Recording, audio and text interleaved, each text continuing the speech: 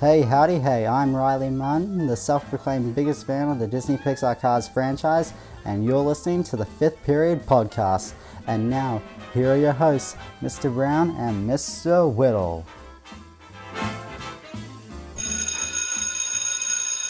Hello everyone and welcome back for Term 2 of Fifth Period, the film podcast where each week we take a student-selected film that we've screened at Film Appreciation Club and talk through it, sometimes incoherently. Last week, anyone? My name is Mr. Brown and with me as always is... Mr. Whittle. Hello everyone. Happy to be here. Happy to be back at school somewhat, I guess. Like the pros and cons of being on holidays versus being back at school. However, we are back kicking off Term 2. The past two films have been one that I've selected that I know Mr. Brown hadn't watched and he thoroughly enjoyed, which was RRR. Then it went the other way where Mr. Brown selected one for me. I wouldn't say I enjoyed it as much, but still I always enjoy delving into something a bit different, and that was What Lies Beneath. At least one thing we did get out of last week was that Mr. Whittle is now a huge fan of Harrison Ford. We won him over with What Lies Beneath. I had many a fun moment after the podcast, just remembering back to how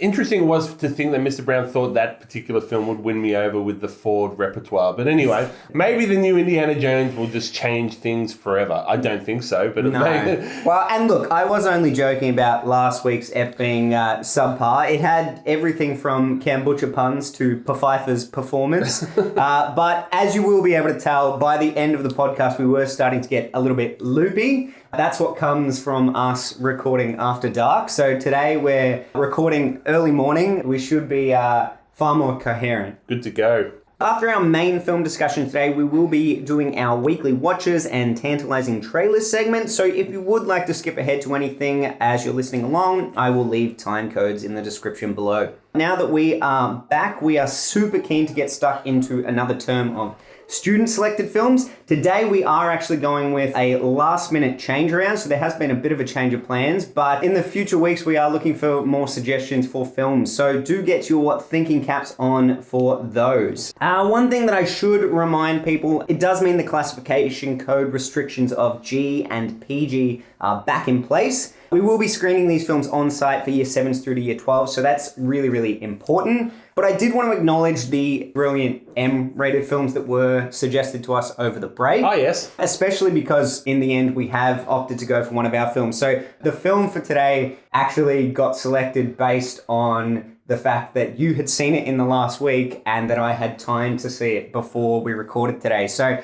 otherwise there were some very, very worthy choices that were put forward, most of which I'd actually already seen. I think you're in the same boat in that regard. Yep. So if anyone does want to chat to us about that when they see us at school, I'm sure we'd be very, very keen for that.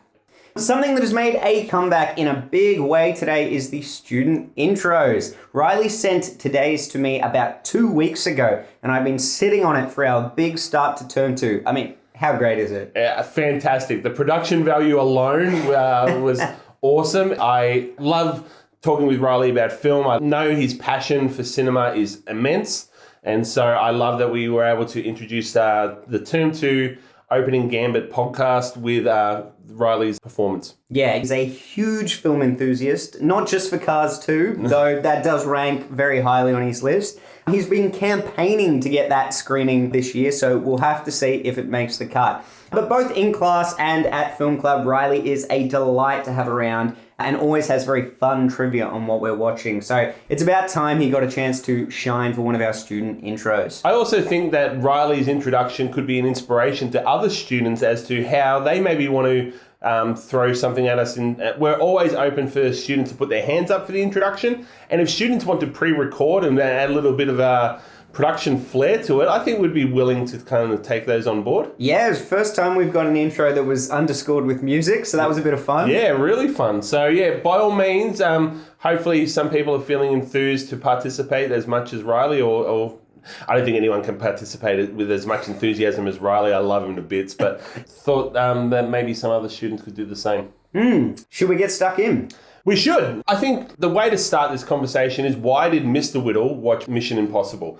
So as Mr. Brown mentioned, this was a film that coincidentally I had mentioned to him that I'd watched recently, And then he'd said, well, how about we talk about that one for the podcast? Knowing full well that Mr. Brown is an avid fan of the Mission Impossible series, he mentioned that he wasn't actually aware of how I feel about the Mission Impossible franchise. And the answer is I'm a resounding fan. Oh, good. Of the Mission Impossible franchise. So I am watching this one because I have gone and sourced all 6 of them, and I'm watching all 6 of them in the build-up to the new one coming out in July, I believe it is. Yeah. So Dead Reckoning Part 1, is that correct? That is correct. Which will be number 7 in the franchise. It will. Comes out in July. So, I got inspired by seeing that as one of my Tantalising Trailers. Although the trailer's been out for a while, but I hadn't really watched it. So I did watch that and then thought, well, I'll go visit the first 6 as well, because I don't think I've seen all 6 of them. Right. Yeah, and I know, I remember 1 being fantastic, so we'll talk about that in detail in a second. Number 2 being not so fantastic, but still okay. As you said, I'm a huge fan. The first one is tonally very different, which we will get into. The others take more of an action with aspects of thriller, whereas the first one is a spy film. Right. And the second one, I would say, that Mission Impossible 2 Electric Boogaloo, is by far the worst one. And I just think because it's the most removed from a spy film. Because it's directed by John Woo, it's very fantastical and exaggerated and over the top. You got Richard Roxbury making an appearance with a questionable South African accent. Right. And so there's just lots of elements that seem really campy and over the top. See, this is all part of what I recall number 2 having as well. That it was a big tonal shift from the first one, which, like you said, we'll talk about in a second because I'm a massive fan of everything about this first one, whereas the second one was more blockbustery action, generic in a sense. Yeah. I have seen some of the others. I've seen the one with Philip Seymour Hoffman in it. That's number 3, and that's fantastic. And Jeremy Renner, when does he pop into He pops in number 4, Ghost Protocol. I've probably seen those 2 as well. Don't know if I may have seen one of the 2 most recent ones. And I've read around the internet recently that there's some of the best ones. I agree, yeah. I think they're really, really good. Like, the later ones are really upping the ante. When you're looking at a film that has lots of stunts and missions that are supposed to seem impossible, right? They have to kind of make them more exaggerated every time. And so as a result of that, just by watching the stunts alone, you're really drawn in. But I would say that my favorite out of the franchise is this first one. So I have a feeling, especially after the rewatch recently, I'm going to probably hold true to that as well for a few reasons. Part of the reason is what I've realized after watching the John Wick franchise, although I haven't watched number 4 yet still. I've got to get around to that. But watching the first 3 and what you just mentioned about them upping the ante every time. And there's an expectation from audiences, especially for action, that the second one will trump the first one in terms of hugeness of scenes and really the excitement levels being exaggerated or increased. But sometimes it's to their own detriment. And I feel like that was the case from 1 to 2 in John Wick. Can't recall enough of the Mission Impossible franchise, but I have an assumption that I'm going to feel that way. But I also know that different directors and obviously something to be talked about is the time span. This one is 1996. Yeah. Which is pretty wild to think that this Mission Impossible franchise, when there's a new one coming out in July, 27 years. Well, not to mention the Cruise fact has been running around. Yeah. Yeah, he hasn't stopped. He's that's literally right. been For running 27 years, yeah. But even prior to that, the TV series as well. So in terms of a franchise, this has been spanning for so long. It is crazy. This film is probably, I'm not sure if you've seen any of the TV series. Just little bits in terms of, how you kind of engage with pop culture incidentally. Like, I don't know, I haven't sat and watched the whole series, but I did some Googling this morning. So from 67 to 73, it ran for about 7 seasons. Yeah, right. Just to kind of give a bit of context to the era. And that all came about because as I was sitting there this morning getting ready for this podcast, the theme song came into mind. And I'm like, I'm pretty sure that theme song has been the same in its original form since the series, the original series. It sounds a little goofier when you listen to the TV version of it, but it's the same theme. There's like a rock version of it that comes in for the next film. The electric guitar is like...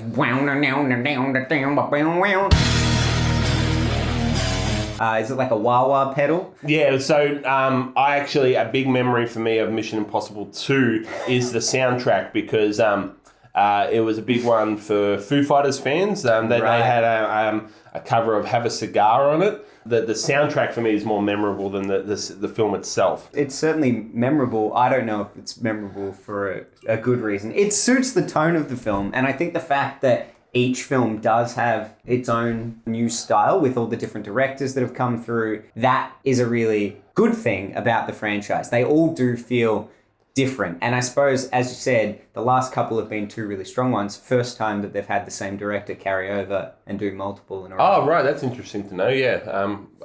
I was a bit disappointed to read that the next one wasn't another Brian De Palma film. I thoroughly enjoyed watching this film because it's Brian De Palma all over. So how much do you know? Like, you've seen some Brian De Palma films, surely. You've seen Scarface. I have, yes. You would have seen maybe Carrie. I have seen Carrie. Yeah. Yep. So when you actually look at his back catalogue, he has a certain style. And I thought going into this film, it's Brian De Palma in 1996 versus 1981's Blowout or 1982's Scarface. It's going to look different because he has expectations. And it did in a sense. Like, it was much more modern than his 70s and 80s stuff, but it still looks like a Brian De Palma film in many ways, and nothing more than the abundance of Dutch tilts. I was going to take a tally last night, and when I had hit like 20 by scene 2, I was like, it's probably not. He loves them so much, and like things like that can be overdone, but it didn't feel overdone throughout the film. No, I mean, the whole film is just paranoia, right? Yeah. And so a Dutch tilt, for anyone who doesn't know, a Dutch tilt or a canted shot is when the camera is tilted on the side slightly so that your shot is not level. Yeah. And it works so well in a film that's trying to convey paranoia because you as an audience member feel really uneasy anytime you see it. And you don't necessarily make the association with why you feel uneasy, but obviously it's trying to mirror what is going on in the scene. And there's one scene in particular in this film that I think does it really, really well. And I use it as an example talking about with my students all the time. Oh, right. But we'll get to it. Cool. When the film starts off, we get the sequence in Kiev, their first mission. Emilio Estevez on the computer. I've forgotten he was in this film. And there's a reason why, I guess. But, but there's actually two big reasons why you wouldn't know he was in the film. Wait, have we done a spoiler warning? No, we haven't. Yes.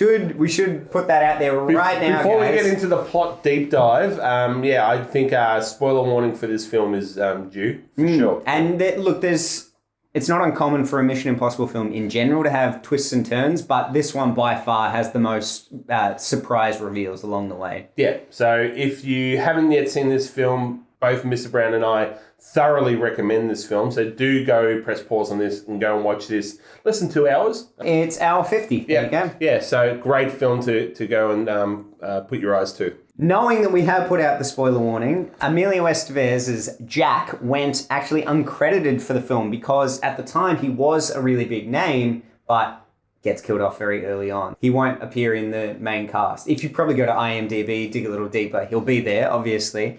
But it's really interesting that he went uncredited for the film because at the time he was very, very popular. So in this sequence, we get him on the computer. We got Tom Cruise next door in the mask. And I wanted to say right from the get-go, I mean, The Mask was such a staple of the TV series.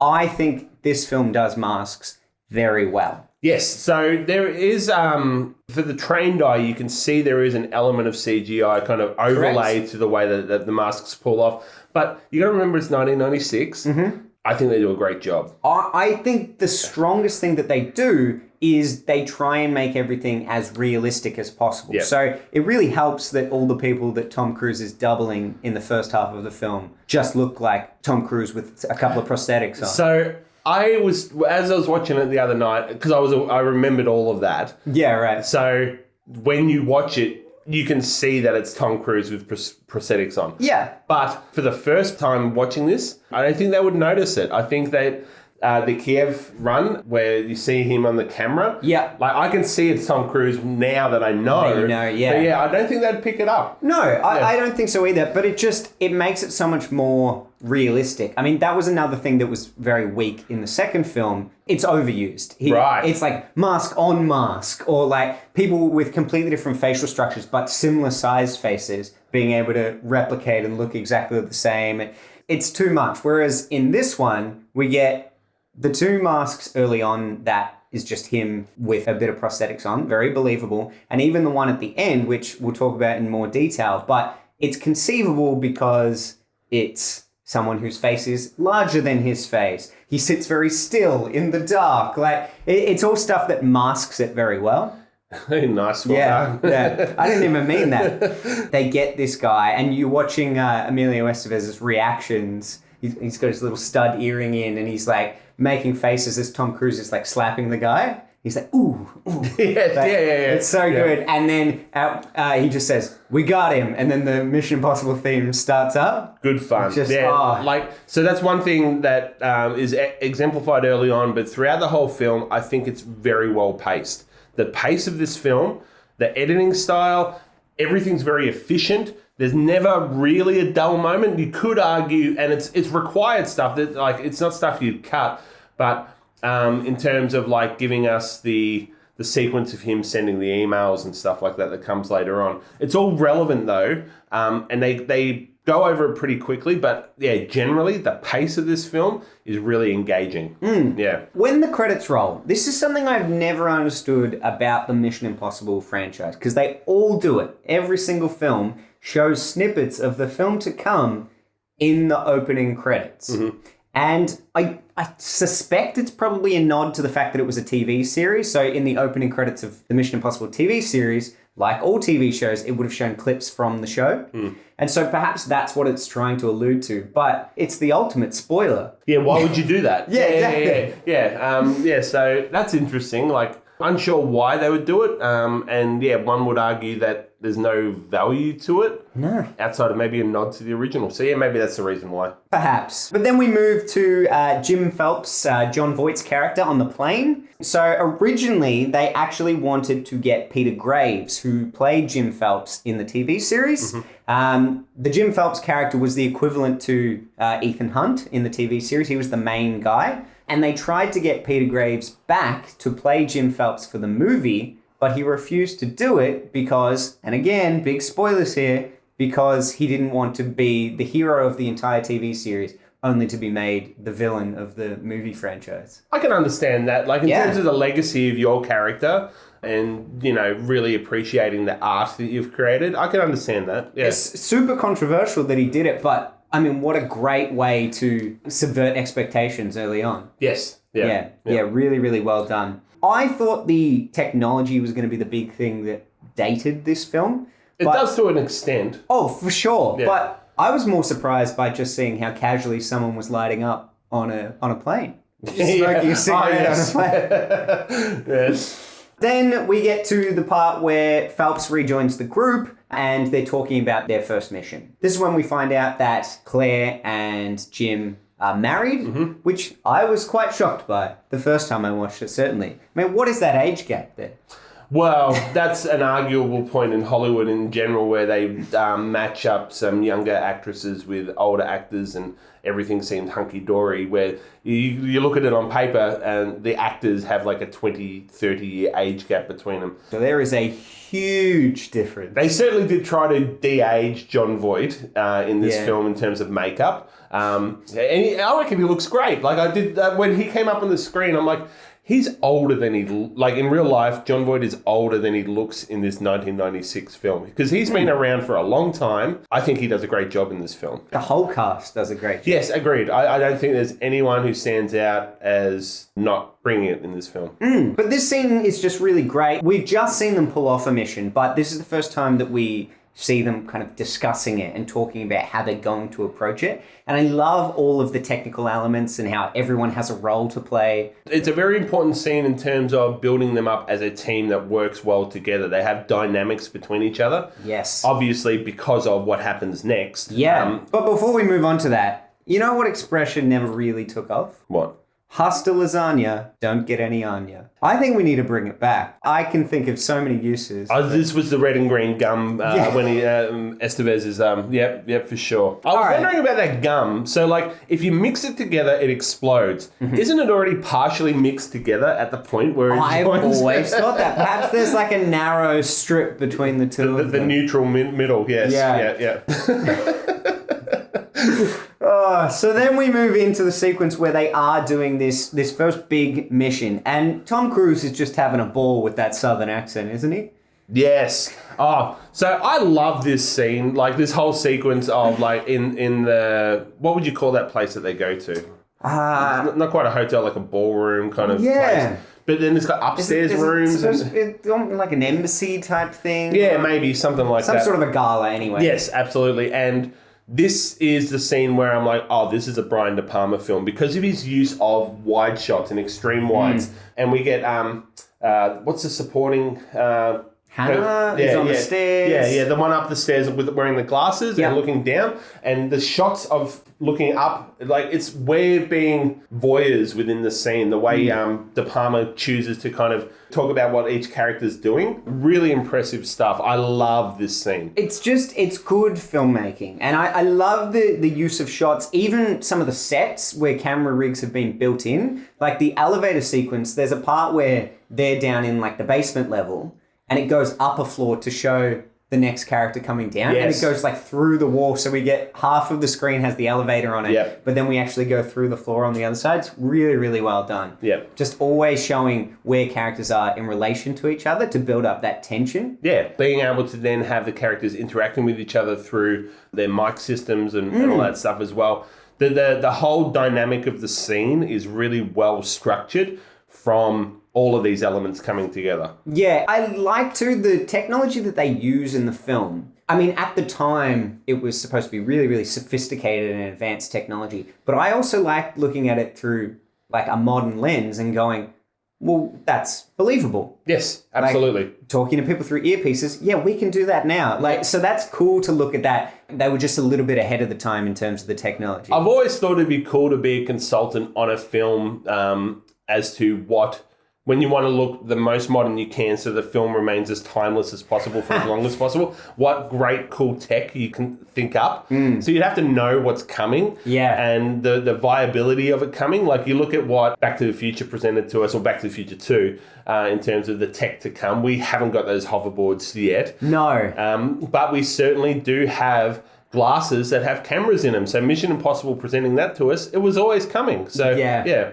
It is really cool. And it's one of those things too where my dad always said the things that data film, how much things cost and what kind of mobile phones they're using. Yes. Yep. Those are always the big indicators of, ooh, this is quite old. Well, I would argue that What Lies Beneath was dated by how long the JPEG took to load as well. Yeah. That was great though. That was just building suspense. Yeah.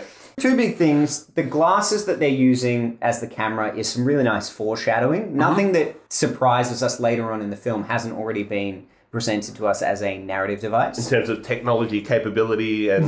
but even like the sting operation at the end of the film, like using the glasses, everything gets really well set up by De Palma and things kind of hiding in plain sight, which is a reoccurring theme as the film goes on. But the plan starts to go wrong at this point. We hear Jim saying, oh, you need to abort. At this point, Emilio bites the dust in the elevator shaft. And that scene he gets shafted. He does get shafted. And that's brutal. That's a really brutal scene. Yeah, I was wondering whether they're going to cut to him actually like seeing what happens rather than inferring it. And there is a half a second cut to him getting... his face getting smushed. Yeah. I really like that they splice in the shots of John Voight in that sequence. Yes. Because when you're watching it for the first time, you just think, okay, he's just trying to coach him through it. He's remaining calm, like he's done this before. He's approaching this as level-headed as he can. But when you watch it back, knowing the big twists and turns of the film, you're like, oh, he's so cold when he's watching. Yeah, for sure. This is a point in the film where I'm really admiring how much they've made the audience invest. I was on the edge of my seat literally at this scene because, and like what we were talking about before, because De Palma and co. used the preceding scene with the team, like we got invested with the crew of the mission. And so when stuff's not going right, we're like, oh no. And then obviously the dominoes fall thereafter. Absolutely. And that was another huge point of contention when the film came out. Because in the TV series, it would always be like, everyone makes it out. To kill off your main cast right in the opening of the film, everyone was really shocked. Not everyone responded to it in a positive way, but I love it. Like, to subvert expectations that massively is just such an awesome thing. Now, I don't know if you saw that this is co-produced by Tom Cruise. First film he's ever played a producer role on. Right. Because he was a huge Mission Impossible fan. So I really did get the impression that he, and you can see it now because he's kept on with it for 27 years, that he was really excited to get his hands on the IP of this. So it was him and Paula Wagner, and so it comes up at the top, Cruise and Wagner production, and it's at this scene where I'm like, he gets a bit of Cruise influence because he is leaning into, what's the character's name who he's kissing with? Oh, Sarah. Sarah. So he and Sarah are trying to hide, and then they hear through the earpieces that Emilio Estevez's character has, and then they're failing the mission, and so Ethan Hunt has to make the decision: do I do what I'm told, or do I become the rebel who's going to win the day? Very Top Gun, if you ask me. Wow, look, I made the note. So begins the long line of Ethan defying his agency and by extension becoming an enemy of the state. Yes, yeah, absolutely. It becomes such a staple in these films. Right, okay, that's interesting to know. But yeah, it certainly was, it really does lean into the stereotype of what Tom Cruise signs up for, I think. Hey, he's a maverick. Yeah. And then, because he does decide to not follow orders, we get Tom Cruise running. We do get Tom Cruise running. I think this is the point where we talk about Tom Cruise running. Well, that's fine. I actually think this film is a little light on Tom Cruise running, considering how much running he does in a lot of his other films. So it wasn't until this morning, I mentioned it to you when I watched it, but then I remembered this morning after doing a bit of Googling that Tom Cruise running is actually a meme that's been around on the internet for quite some time. It wasn't a big revelation for me. There's some really invested analysis around why we like Tom Cruise running in action, and it's his style. The way he runs is really impressive because he runs like he means it. That's very true. He runs in a manner that, like, he looks like he's going fast. One of the analyses that I watched this morning said the only person who comes close is Daniel Craig in James Bond. But even his running is a bit more stiff and formal. When you say looks like he's going fast, is he not going fast? Well, assuming fast is an subjective term. True, but he looks like he's sprinting, right? Correct. That's right. That's the point I'm making. That it looks like he's not acting. It looks sincere. So I think that's part of the appeal of Tom Cruise running. And it again plays into the desperation of De Palma, right? Absolutely. But like, not just within this film, but anytime, one of the stats was out of the 55 films that he's done, 42 of them he runs in, which so they've really leaned into it. And then even on his Instagram, he says Tom Cruise, actor, producer, running in films since 1981 or something like that, which I just thought he becomes very endearing. Oh, he's the first person to poke fun at himself, which is really interesting because so many people poke fun at him for his just world beliefs and things like that. So say what you will about him. Everyone who works with him says that he's just such a great personality to be around, like so friendly and encouraging to those around him. So I would say my favorite Tom Cruise run that I've ever seen in a film comes in the third Mission Impossible film. Cool. Well, I'll leave that there. I'm excited to watch all of the others, but I am excited to see a lot of Tom Cruise running. At this point, Jim is the next to be picked off, and we see the gloved hand shoot him, and then we see him fall over the bridge. I would always find it really hard if I was making a film like this where you were trying to throw people off the scent. How do I show enough to give hints to things without giving stuff away? It's such a delicate balance. Isn't it, right? To hit. I think I really suggest you watch a film called Blowout that De Palma made with John Travolta, relatively young John Travolta. And that made me aware of how good De Palma is at selective reveal. Okay, right. Yeah, so I think you'd love that film. De Palma is a master at going, I want to give audiences the opportunity, but not the total, clearly it's this. Yeah. And I think he does it really well in this falling off the bridge scene as well. And I obviously the key is the gloves. Yes. And I paid close attention to Jim when he's walking along the bridge. He's clearly not wearing the gloves in all of those sequences prior, even though that's just for the audience. He could be wearing gloves then, no one would need to know. And then puts it on for the shot, takes it off to have blood in his hands. So it's a really, really clever kind of edit to make it a little bit quicker the first time we're watching it and then show the full clip of it the second time when they do the big reveal. Yep. I mean, the first time I watched this film, I was, again, significantly younger, but I think they do a good job of disguising it. Agreed. Hannah is next to go. She blows up in the car, which is an awesome shot. He's like sprinting back along the bridge and then the explosion happens behind him. Very cool shot. And he genuinely looks really shocked because a lot of that would have been done practically. Yep. Which is obviously the best way to get a genuine reaction from an actor.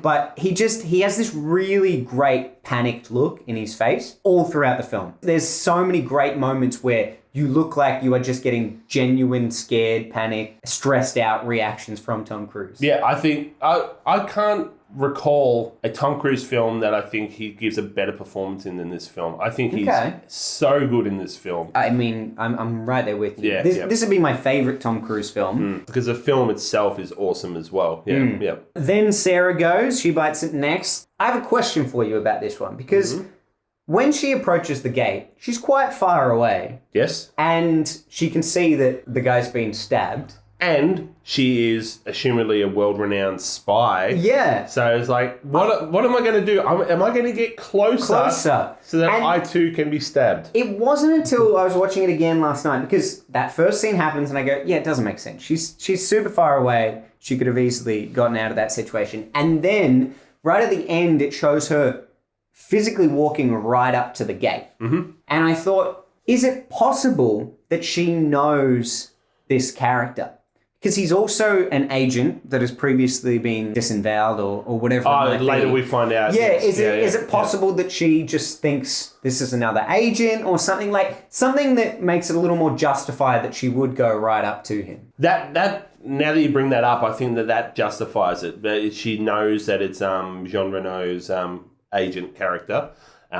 And then, therefore, she would maybe inquire further as to what is happening. Maybe he's in self-defense, that kind of thing. So, yeah. I mean, obviously, she's desperate to get the knock list back anyway. Yes. So there's suspension of disbelief. You can just go, all right, well, she was desperate to get it back. It is at this point where Ethan must meet up with Kittredge. Yes. I love Kittredge. Yes, I great actor, great role. Every scene that he's in really tips to that paranoia. Like I think that tips. Tilts. Tilts. Yeah. I think his scenes get more Dutch tilts than any other scene because he is confrontational to Hunt. What he delivers for that role is really impressive. Didn't return to the franchise in any of the following films, but is coming back for Dead Reckoning. Oh, wow. That's cool. Yeah. So he's got the voiceover in the trailer. So I think in the first trailer that was released, you got no dialogue. There's just music and Kittredge's voice. Which, strong choice because his voice is awesome. Yeah. That's why he does the intro at the start. But yes, the aquarium cafe scene. This is the one I was telling you about that I watch with students and dissect. Because it's just so well done. There's amazing use of camera. Excuse that motorbike that just went past. Amazing use of camera to allude to the audience what's going to happen, to make us feel uneasy. It starts off and the camera is pretty conventional in terms of its use, and then we get the heavy Dutch tilts as Ethan is starting to be accused of being the one that is responsible for his entire team's death.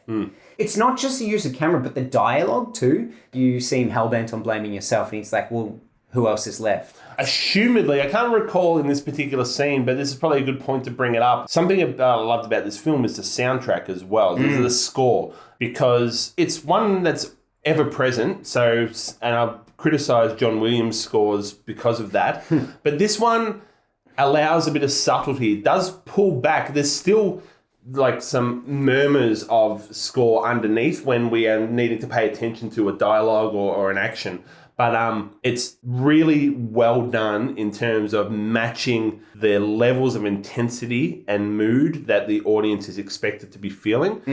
So I assume that this scene would have that included as well. So I can really appreciate why this scene would be something that you'd show to media students for sure. Also, we've discussed this before, the Hitchcock bomb under the table theory. Yeah. And so this is a breakdown of how Hitchcock shows suspense. So if you were watching a film and there was a bomb under a table and we didn't know that as an audience member, the scene's just playing out with two characters talking and then it explodes, that will be a shock to you. That will be a surprise. But if you start the scene by showing that there's a bomb under the table and then it goes to those two having their conversation, then we feel suspense. Yeah. The whole time we're waiting to see what's going to happen. And this scene does that really well by showing the close-up shot of him taking out the gum from his pocket. Yep. And we've seen like an aerial shot of where the fish tank is in relation to it. We start to see him looking around the room at all the other IMF agents. I love that that is a good bit of character development as well, because we become aware of how smart Hunt is. Yes. Because he goes,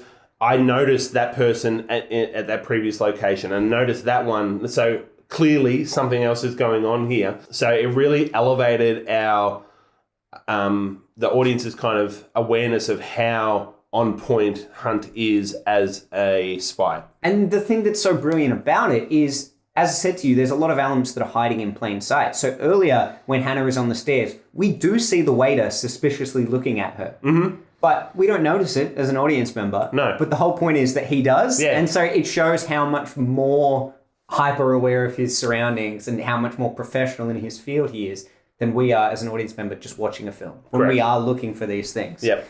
He lets him know that there is a mole hunt. And that the whole mission was a mole hunt, a mole Ethan hunt, if you will. And that it was all just a big setup to trying to catch him. Yeah. It was entrapment, right? Yeah. But that's all right, because he's got a piece of gum. That's true. And this leads us to the first big stunt of the film, which set a trend for these films. They get bigger and bolder all the time. But this is one that I think often gets overlooked, where it actually was super dangerous. There are tons and tons of water in that fish tank, and had something gone slightly wrong or he'd slipped over or something, it would have done some really serious damage. Well, it is on a later Mission Impossible film that Tom Cruise breaks his foot while he's trying to do one of the stunts himself. Yeah, ankle. Yeah, so Tom Cruise is a fan of doing a lot of his own stunts, and I love that we get slow motion Tom Cruise running in that one as well. Yeah, so, it definitely is really him. Yeah, and like you see him jumping over it, there's like a body that's kind of on the ground. Oh, and yeah, that guy copped it in the and face. shattered glass and like the water coming at him. Like it's a very impressive shot, and that whole kind of action sequence is very, very cool. It is so cool, and I love that it ends with that sort of wide shot when most of the streets are empty and he's just running off into the night by himself. Yes. The world is flooding behind him, and all of this symbolism of him on his own. It's very, very cool. But then he goes back to the safe house and he takes out the light bulb and cracks it and puts it on the ground as like so we can hear if someone is coming. And I noticed they totally steal that in The Last of Us. He does the exact same thing. Oh, right. There you go. Yeah. This scene for me required a little bit of suspension of disbelief, but it actually wasn't too hard because I wasn't really sure the capabilities of the internet at the time that he's doing all of that searching. But from my understanding of it, he's just guessing email addresses for Max.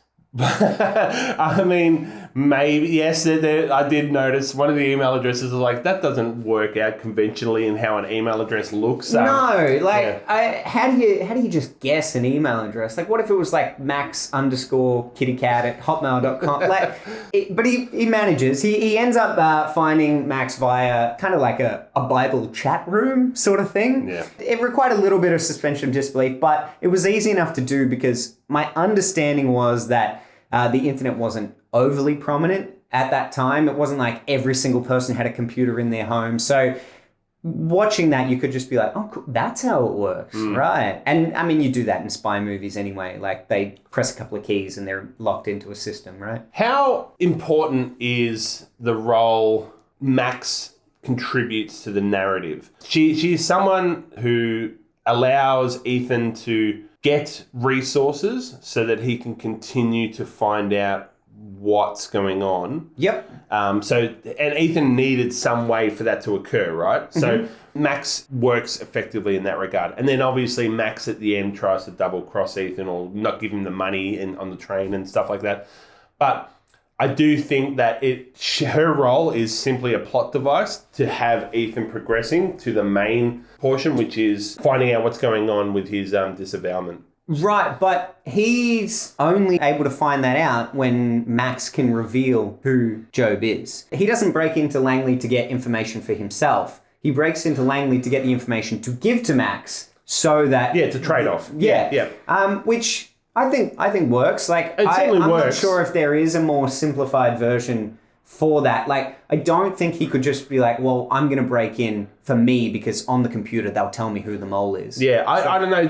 Just, it was only this portion of the narrative that I was a bit so on. Like, it certainly works and needed to be there, but it seemed almost replaceable as well. It is just a way of getting Ethan to confront Jim. And it did come about because I found Max and her cronies a bit stereotypical, I guess. Yeah. What, you mean the henchman that looks exactly like the guy from Die Hard? Yes, yeah. I guess for me, it didn't stand out as a narrative point that didn't have to happen. You know what did stand out is that putting a disc in, this isn't a standard 3/4 inch floppy, it's what was intermediate between that and CD-ROMs. And I'm showing my age now, but when I saw them, I'm like, that's dated technology. It's that one right at the end of the film when they have to transfer, I think it is about 200 megabytes. Right. But instantaneous now. So that if the whole fact that the final scene relies on the tension of how long it would take to transfer is laughable. No, but what I found most fun in this Max scene was when it started heating up, and that was what sends the signals to the other crew to come along. I'm like, she's like, well, maybe it's just the disk drive being a bit sore. Yeah, it was fun. It is fun. I think this sequence is fun anyway, so even if narratively it doesn't fit in, I just think Max is a fun character, and she has some good banter with Ethan as well. Yeah. Like, I like that we get to see different traits of Ethan. So we got to see his intelligence. We get to see him like physically capable in a lot of sequences, but we also get to see he's a bit charming and like he can win people over as well. Yeah, for sure. Which I guess is important. One note I had for this sequence, when they do come in, it's 1996. Why is Kittredge wearing a giant fedora? I did not recall. No one was rocking fedoras in 1996. No, Kittredge was. Well, yeah, he was. Perhaps he was wearing it ironically. We get back and you start to see a bit of an attraction between Claire and Cruz. Yeah, and this, I find this intriguing because putting something like this in is mildly contentious for what Cruz assumedly wants to represent in his films, which is someone who is ethically kind of sound, someone who wouldn't cross a line, but he is conflicted because it's quite clear in his facial expressions that he has attraction for Claire. Oh, for sure. Yeah. Like instantly. Yeah. Jim's body's not even cold yet. Well, it's not because he's alive, but got to make him a pretty crappy friend. It means that there was already attraction there while the two were going out. That or Claire just has this, certainly from Ethan to Claire, Claire just seems to need, and this is something that the Bechdel test wouldn't pass this film on, because Claire's dependency on having a man is quite clear and quick. She's like, well, I've lost Jim, so now I need to go to Ethan, which I thought was a bit on the nose. Yeah. But it is interesting in terms of showing flaws in your character. Yes, so I liked what it did for the Ethan character, for sure. Yeah. This is when they recruit and we get Ving Rhames as Luther. I love him. He's so good. He's just the coolest. He's got his red turtleneck and he's stud earring. He's wearing sunglasses inside. He is the only actor, by the way, that features in all the other Mission Impossible films besides Tom Cruise. Yeah, and when he came on, as this film progresses, I thought he's cool in this film, but I remember him being cooler. So I have a feeling in a later film, they use him much more effectively. I don't know which one it is. I'm excited to find out. But I do remember thinking Ving Rhames is very cool in one or more of the Mission Impossible films. And he is in this one, but not as much. He's 90s cool now. He came into the fore with Pulp Fiction. So that's early 90s. And then he kind of thereafter was established. But I don't know whether it's going to be like 3 or 4 Mission Impossible. I think I know which one. I'm not going to say, but I'm interested to circle back to these points with you as you progress through and watch the films. What was the one where they go to Sydney in? That's the second. Oh, is that the second? Yeah. Okay. All right. Anyway, we'll pause on that because I will talk about these in our weekly watches as they progress. Yeah, I'm very, very excited to see how you travel through those. We also get, in addition to Luther, we get Franz, which is Jean Reno, as that character. They recruit him, and originally I thought, what are the odds that they would pick the other traitor?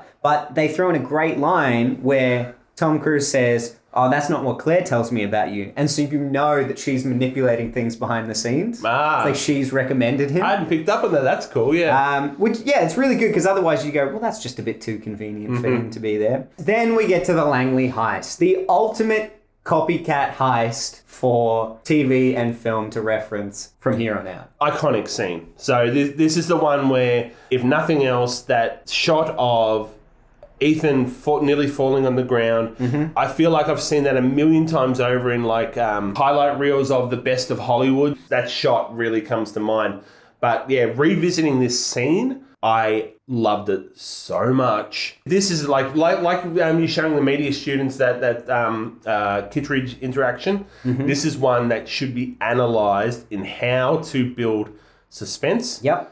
And excitement for an audience. It's so good because, as I said to you, as the films go on, they try to think of more convoluted plans and the missions become more difficult and longer and smaller elements within them. Whereas this one, there's just one kind of major element that they're focusing on and it's so intense. Yep. And I really like that the measures that are put in place for the room, the white room, aren't conventional like cameras or passwords. They're temperatures, pressure plates, and sound waves. Again, this is that tech consult on Crew. He would have had a lot of fun thinking about, okay, what can I set up that's really kind of somewhat futuristic but believable in terms of what the CIA, is it CIA at Langley? Yes, it is. What the CIA would have in a high security room. And I think they win with this one. It's really good what they bring in terms of tech. Yeah. When they come in as firemen, I don't know if you noticed this, the firemen also speaking in a southern accent, really showing Tom Cruise's range with his vocal work there. But the character, William Dunlow, is the one that keeps going in and out of the room.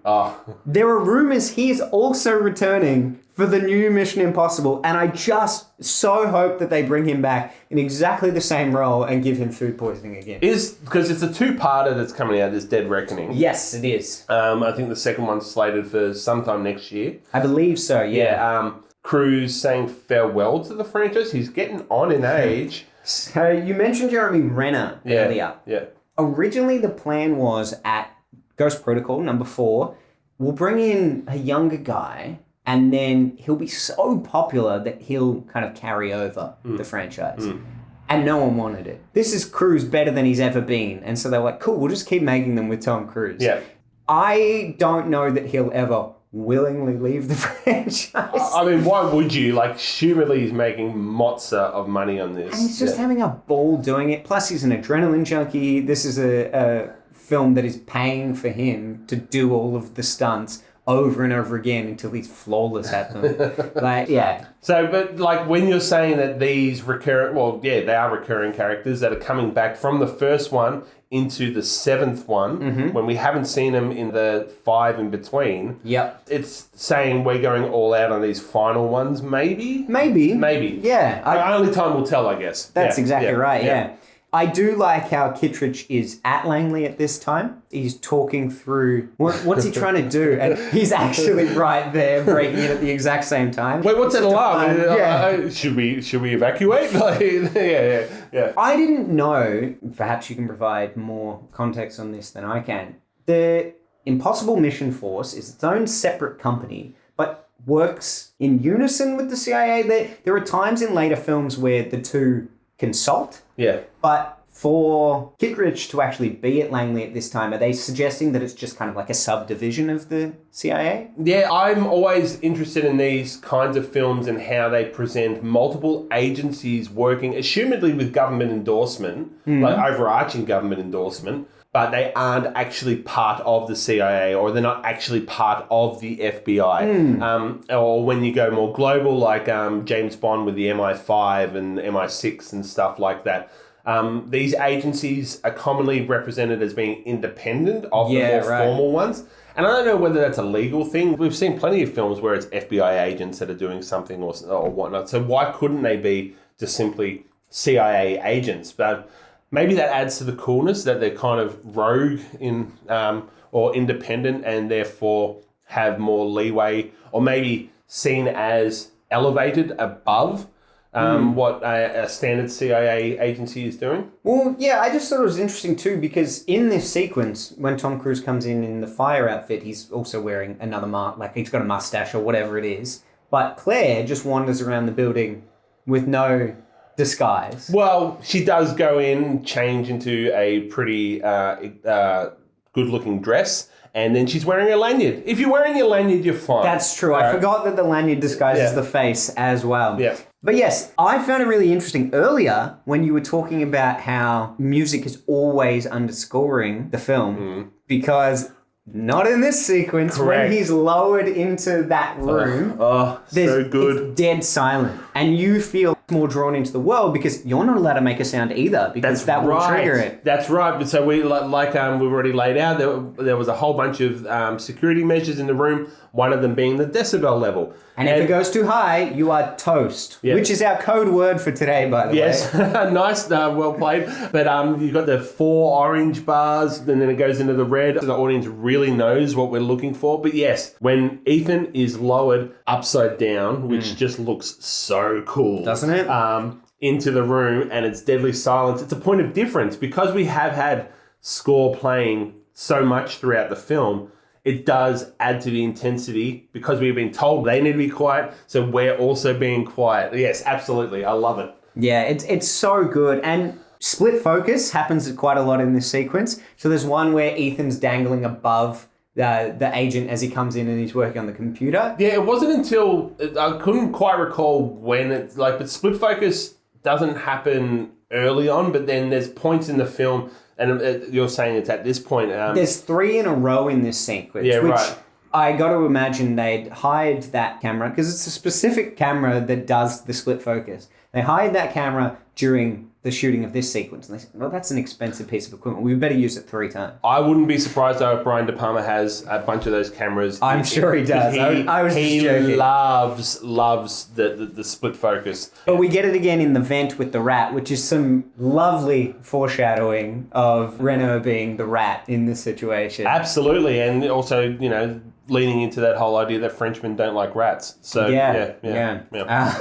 I think my favorite moment in this sequence, and it's got to be pretty much everyone's favorite moment, is when he slips and Ethan falls all the way to the ground and he's just off the bottom of the ground, and the panic on Tom Cruise's face. It's just such a great facial expression. Yeah, he's not worried about looking cool in the situation. He looks terrified that he's almost hit the ground. Yeah, and rightly so. Like, that's what you'd want the character to feel, because the stakes are so high. I do love the aerial acrobatics in general that Cruise brings to this, that being one of them, but also when he puts his foot on the computer table to balance himself. Like, Cruise is just stunning in this whole scene. What he does for every single shot. Did you know they put coins in his shoes to balance him out so that he'd be able to stay level? Oh, that's cool. Yeah. And they've been doing it in Hollywood since to raise him up to a normal man's height as well. The only thing in this sequence that I've always questioned, when the sweat is dripping from his glasses, if you actually look at the wide shot of him dangling and then he catches the sweat, it's like, where was the room to put your hand underneath? And where the hand just seems so out of place to where he is. I did pick up on that as well. That plus the exaggerated sound effect of the drop hitting. Like there is a behind the scenes shot of this scene. And this is interesting because we were talking about this last week and I said I felt like there used to be a lot more special features that you could look at for behind the scenes stuff. I don't think there's as many these days, but one franchise that has increased exponentially in how much they reveal about the film is Mission Impossible. Oh, that's cool. I purposely buy all of them on Blu-rays just so I can look at all the behind-the-scenes stuff. What, you wouldn't buy them otherwise? Well, yeah. I'm a bit of a collector. Yeah. But I did see one shot, and it was just like a rehearsal stunt of this sequence, where as it falls, it times with him getting yanked up to a higher level. And so he goes up and swings his hand under to catch the sweat. And so I wonder if it was just like that was how it was storyboarded, but not how it was shot in the end. But yeah, I find that interesting. Yeah. After this sequence, they do their big escape, throw smoke down the vents, and then we get to the sequence with the disappearing disc. Ah, yes. The sleight of hand. And this is actually something that Tom Cruise learnt how to do for the film, which, again, I think it's another string to add to his bow in terms of he's good with pickpockety stuff and sleight of hand because he's an agent that needs to do all of these really sneaky things in his line of work. Yeah, for sure. Yeah. This is a moment where we get kind of like a bit of a bonding between Luther and Ethan. Yes. And he says, I'm trusting you with this because if you knew what we were doing, you never would have done it. Yeah. Which such a great line. It is because it makes the stakes quite apparent to what Luther's investment is, for sure. Yeah. And then Ethan's back is pushed against the wall because his mother and his uncle are jeopardized. Oh, the family farm. Yeah, exactly. Yeah. I love that that's meant to like ground us with Ethan. There's like, oh no, he's just a farm boy. That's why he's so good with his southern accent. He's a wholesome American still at heart. Yeah. But yeah, so then he goes to the train station and we get the big slow return of Phelps, physical turn as well at the phone booth. And it's got this really eerie music as he turns around, like Ethan's seeing a ghost, which, I mean, in a lot of ways he is. Yeah. I love that sequence. It always really creeped me out when I would watch it as a kid. But the fact that it's immediately followed with Phelps throws Kittredge under the bus, and then Ethan kind of talks through the scenario, saying, yeah, Kittredge did this, Kittredge did that, but we see what he's really thinking. Yes. Such clever visual storytelling. And going back to the previous Kittredge interaction and how we as an audience became aware of how clever Hunt is, allowed us to know, yes, it's viable that Hunt is realizing what Jim's really on about. And like obviously the cuts to the stuff helps us become aware of that, but it becomes believable that Hunt's one step ahead of Jim in this regard. Yeah, and it's also a good way to be able to flash back to that opening sequence, show us some of the more specific details of it without it feeling like it's forcing any of those narrative elements on us. Yep. Because it's not showing us that sequence so that we'll be like, oh, that's how we did it. It's showing us that sequence so that we go, oh, Ethan's onto him. And like, again, this just reiterates the point that the way this film is edited, the pacing of it is just so on point with keeping the audience where they need to be and never boring us. Yeah. Yeah. And I like too that it even gives us this moment of doubting Claire, but he's not quite sure yet. Gives us such an insight into how he's feeling at the time. Yeah. But then we get our final big set piece, the train. I like the fly-in seat shot from like the extreme wide into the train. Yes, you can see the CGI very apparently now, but I think they still did a great job. When you do put in that it's 27 years old, it's a cool fly-in shot where they match it to the actual window. Yep. And then we come in as the viewer into underneath the curtain to see the phone coming through and all that stuff. It is one of few things in a Mission Impossible film that wasn't done almost 100% practically. Yeah. I guess we'll get to that when they're actually on top of the train, but this is the mask reveal where they finally do use a little bit of CGI to blend Jon Voight's face to the mask. Which I feel like the mask, the suspended disbelief was a bit more hard to call on for me because of the eyes. The way it's quite clearly Jon Voight until it's not. But because they'd done so well previously, I allowed it. Well, and this was the other thing too. There's a great shot, like a Philip Seymour Hoffman shot in the third one, where it's the most believable the masks are because you actually see him putting it on, and it blends really, really well. Cool. But this scene, the thing I like most is that he's sitting far away from her. He's purposely sitting in the dark. He's not talking. His face is very still. He's doing everything he can to disguise it. Yeah. And I like that a lot more than in sequel films. The masks are flawless and you can talk and you have the same voice. And I like that it's not perfect technology. And so he's going out of his way to also do other things as well. Yeah. Phelps returns and he says that he had no doubt that Claire would be able to sway Ethan. Convince him with her charm. The phrase he uses, though, is something like, because he's tasted the goods, it's real ick. Yeah, that was gross. Yeah. Especially because of the age difference, right? That is but again, as I said earlier, they had this foreshadowing with showing you the technology with the glasses, and then that's how he captures him in the end, by having the glasses that reveal that he's still alive. He shoots Claire. I don't know why he shoots Claire. I would have shot Ethan if I was in Phelps' position. Was it greed for all the money? That's the only thing I can think of. It's a good point. Why? And Claire's obviously allied with Jim this whole time to get Ethan to this point and all these things to occur. And then it's like, I'm just going to suddenly go, all right, see you later. Yeah, and I mean, more so than anything, even if you were going to do that, deal with Ethan first. He's the threat, right? Assumedly, yeah. But also, Jim's not going to get another Claire, right? Well, then he's only got so many more years left on it. Yeah. This is the great sequence when they're on top of the train. Interesting. So, okay, all right. I do like this sequence a lot, but I think out of I'd say this would be the third big action sequence. We've got the crew falling down in, that's the big one. Then you've got the middle sequence in the computer room, and then you've got this one. So they're the three big milestones through the film in terms of action sequences. And out of those three, this is my least favourite. Mine too, but I still think it's really cool. And I guess for me, I thought it was a stroke of genius to make it a bullet train as opposed to a regular train because it gives it so much more urgency. Yeah. So often in films you see people like, oh, we'll just go on top of the train, and they're just like casually walking along the top of a train with no worries. Like Indiana Jones, right? Yeah. I knew you were going to do that too. But the speed, the high speed really helps with the special effects, I think. It blends the blue screen back a lot more. Yeah. But they were using, I believe they were using a skydiving machine turned on the side to get like that. You see the pressure on his like cheeks getting like blown through. That's true, yes.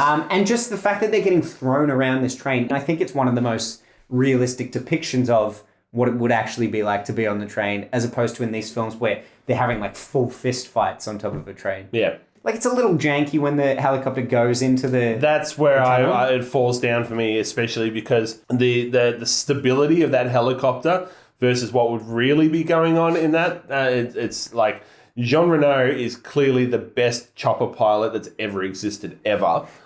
Because he can hold that helicopter so stable as it's going through a tiny train, a tunnel. Yeah, well, I mean, these days they do it for real, right? I mean, yeah. There's going to be a top of a train sequence in the new one, I think. Surely it's his last one. If they're doing all these callbacks, who knows? Yeah. But yeah, very cool. The propeller nearly hitting him. No, see, that is like... John Renault's trying to get him with the propeller. as if you could control a helicopter. Oh, wow. Like they went too far in terms of lack of believability for me on some of this stuff. Still liked it. I'm not saying I didn't like this scene, but like it's certainly going a bit more imaginative in this one in terms of, what is happening.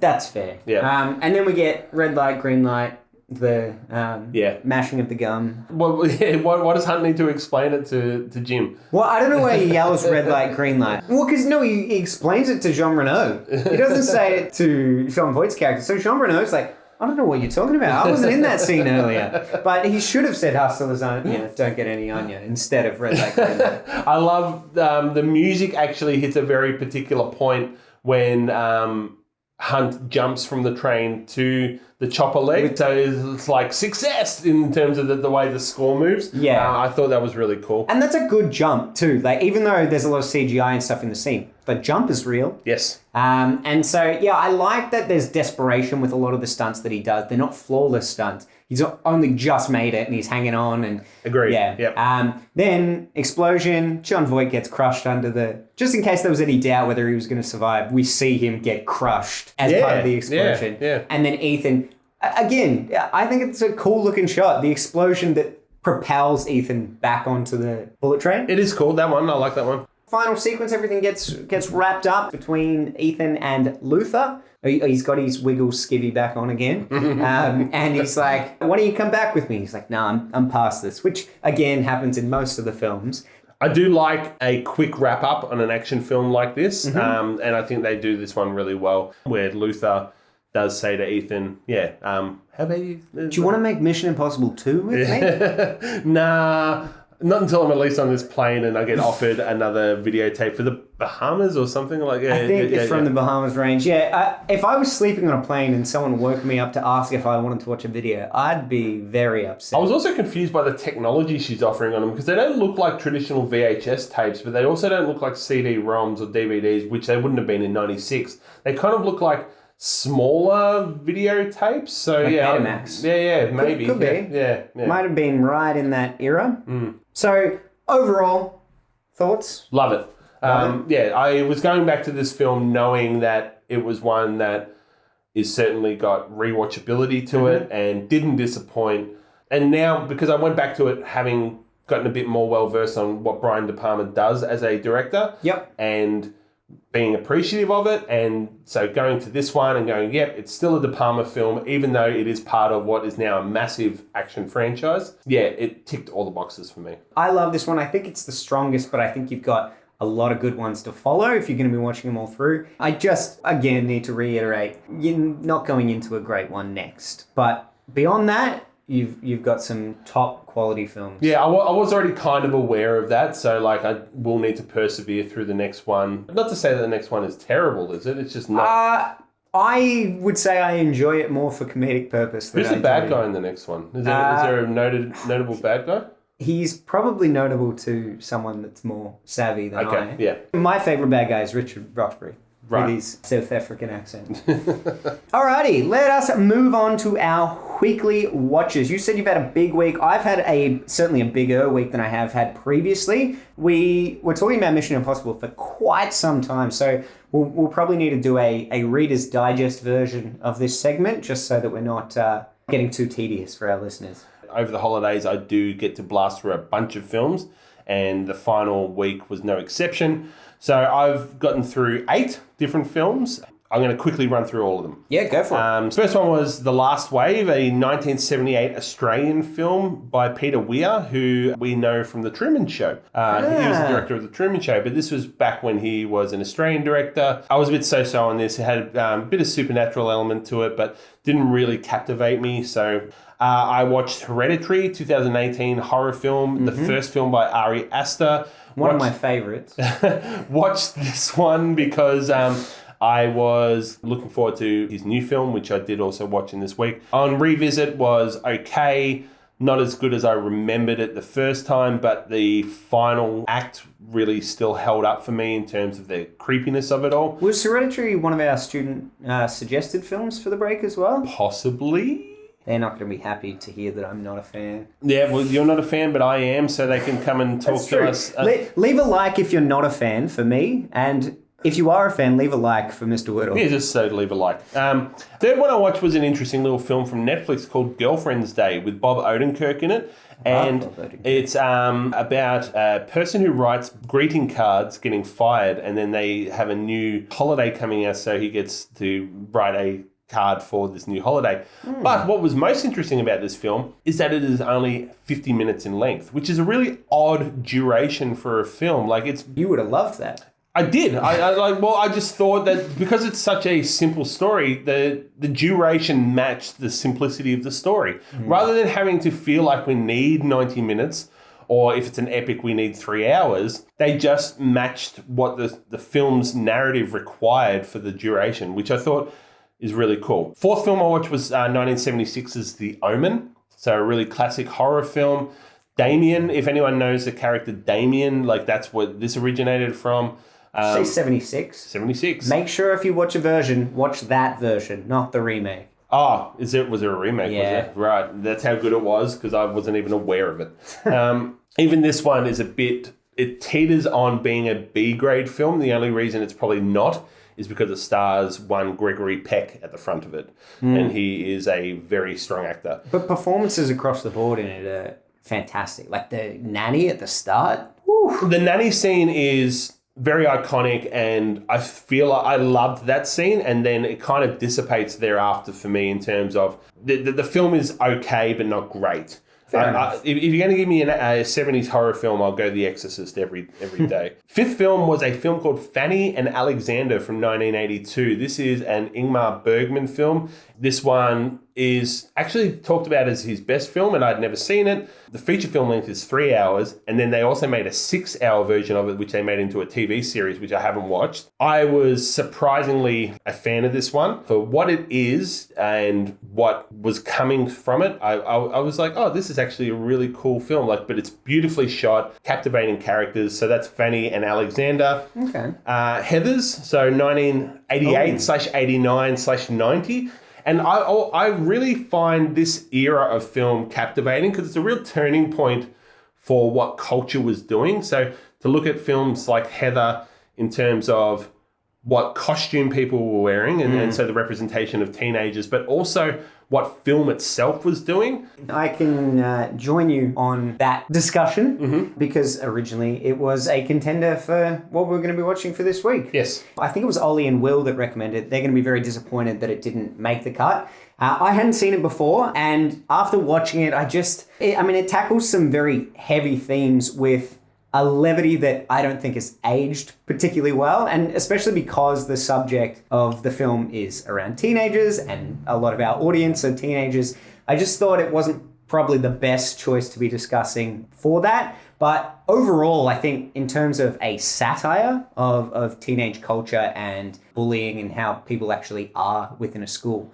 I think the satire is probably one aspect of the film that has aged really well, just because of its presentation. But yeah, there was just some themes like the violence within schools and things like that. 10 years later, we had some pretty major things like Columbine and stuff, which then make the subject matter a little dicey.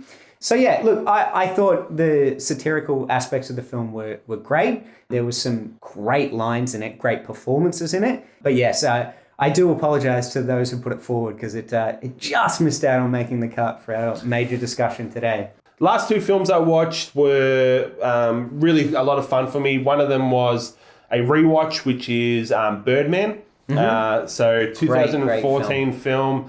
Michael Keaton. Quite interesting, this film, because you really have to dig in to get everything that's trying to come across in this film. But even at a surface level, it's still really engaging. Won't say too much about it.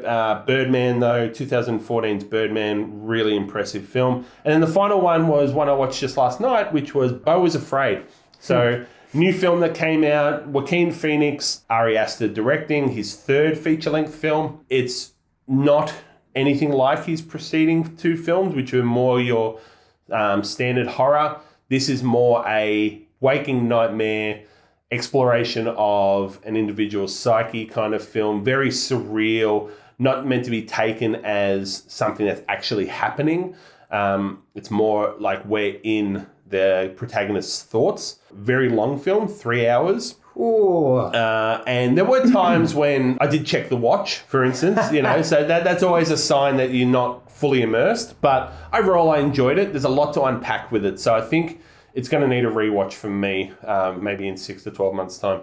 Well, I only had 3. We've already discussed Heather's, so I'll just talk through my other 2, and then we've got a couple of interesting TV tidbits as well. So first one I watched was Ant-Man and the Wasp: Quantumania, which I had no desire to see at the movies, was waiting for it to come out on streaming, and then it came out on streaming, but not on the streaming platform that owns it, which made no sense to me whatsoever, and I had to specifically go somewhere else to watch this film that I didn't really even feel like I wanted to watch. But it's a Marvel film. I thought it was very meh compared to some of the other ones, but not as bad as people were saying. It has set up the next big villain, and I think they really failed to make him seem very threatening at all as a villain, not only of the film, but of the franchise and all the extended universe.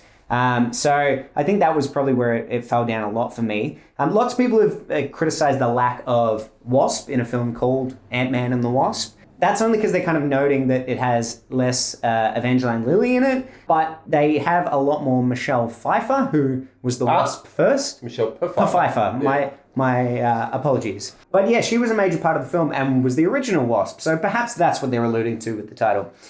2 big flaws, though. It was missing its usual fun characters like Louise and Jimmy Woo, but also the fun of a man who can shrink and grow in the real world, where you can kind of see the size of him relative to objects we're familiar with, is completely lost when they're in this kind of magical, minute quantum realm. Anyway, it's okay if you like Paul Rudd. He's his usual charming self. My other film is a film called Next of Kin. It is a 1982 Australian horror, which I only watched because after our discussion of What Lies Beneath, Mr. Whittle said, you said your sister worked at Ascot House. You should watch Next of Kin. It's an Australian film that was shot at Ascot House. So I watched it through, and I didn't recognize any of the setting as Ascot House. I thought, wow, they must have done a lot of renovations to it, changed it around. I look it up on IMDb afterwards and realized it wasn't, in fact, shot at Ascot House. I think it was over Newton Castle, it said it was. But regardless, I was glad that he had suggested it to me. It's got Jackie, I think Karen is her name. It's got John Jarrett of... Wolf Creek. Wolf Creek, thank you. We've got some Better Homes and Gardens fans out there that they know John Jarrett from a little bit more. I think you're forgetting Picnic at Hanging Rock. Yeah, or Play School. Look, he's got a good catalogue, So the story overall, I could probably take or leave, but the way that it was shot with the horror elements was really, really well done. And this was something I said I appreciated about Australian horror last week, is that they don't go for the cheap jump scares. They just have a really eerie underlying vibe throughout the sequences. The camera work and the sound effects that they use, especially in the climactic sequence at the end, are so creepy. I really recommend you watch it just so you can see how it's made. Plus, I always find it interesting watching Australian films and just trying to connect more with them on a cultural level as well. So when I watched this film, which was only last year, a friend of mine recommended it. Oh, you'd already seen it? Yes. Oh, okay, right. So the Australian culture at the very start when they go into the diner and you've got the Go-Go Mobile man behind the actor behind the counter was worth it in its own right, but also that hasn't aged well in terms of there's a scene at the start where it's a father and son interacting with each other just in the background, and the father says to the son, "Come closer so I can hit you, Jason." Yeah, well. Which I just, the delivery of that line is it's 82 Australia all over. Yeah, for sure. In terms of TV this week, there's only 2 things I want to briefly mention. I've just finished rewatching Community because the new movie is going to be coming out at some point. And I wanted to revisit because I remembered it being a very inconsistent show, and it definitely is. So there's 6 seasons. They always had a running gag about 6 seasons in a movie throughout it. It's a very meta joke. There's a lot of meta jokes throughout the series. But the first 3 seasons are amazing. Huge drop off in season 4 when they lost creator Dan Harmon. They brought him back for season 5 and all of a sudden it's great again. and then essentially hemorrhage characters falling off everywhere. And so by the final season, there's only a handful of the original cast. The stories are really thin. The character jokes and things that come up are... It was quite a struggle to get to the end of it. So I'm hoping that a lot of that is revitalized for the movie. I know they're definitely getting Donald Glover back for the movie, which is a very good pull at this point. I assume they're not getting Chevy Chase back. No. There's a lot of bad blood between Dan Harmon and Chevy Chase. Yeah. And that's made very visible throughout the show as well. The other thing I wanted to mention is a kids' TV show, which I revisited. I don't know what made me think of it. Maybe it popped up on YouTube or something like that. But it's called Grizzly Tales for Gruesome Kids. It is a British show, but I think when I watched it, I probably watched it on ABC Kids or whatever. And it's horrific. You go back and you do revisit some of these horror-based kid shows and you go, oh, that's pretty full on. This is terrifying. I would not let young kids watch this show because it's really scary. Yeah, but I rewatched a couple of those episodes just for nostalgia, and I really wanted to see because there was a lot of comments this is way scarier than I remembered it being. And yeah, it really is. I have not heard of it. I'll have to check it out. The only TV that I visited this week was watching the first 2 episodes of season 4 of Barry. So good. So very excited for this one. It's not one that I can wait until the season's out. This is one of those shows that gets the episodes released weekly, and so I watched the first 2 episodes and did not disappoint. This is the final season of the show, so they are wrapping it up. It's a HBO show? It is. Yeah. So Bill Hader, and just a great cast all around. Henry Winkler. He's so good in it. Everything. He's so good in everything, He's right? good in everything. And Stephen Root. The cast goes on. This show is phenomenal. And I adore this show. This is a very rare show that I'll rewatch. I think I've watched the first 3 seasons twice over now, and I would happily go back and watch them again. The show is that well made that you can rewatch it. So yeah, that's HBO Barry. It's really good. Also want to plug a new podcast I've started listening to called Smartless. It is hosted by Jason Bateman, Sean Hayes, and Will Arnett. I mean, a lot of the students at school know I have my favorite podcast that I stick to. Once you listen to them throughout the week, your week's over. So I love the Weekly Planet guys. I love listening to a Smallville rewatch podcast called Talk Film.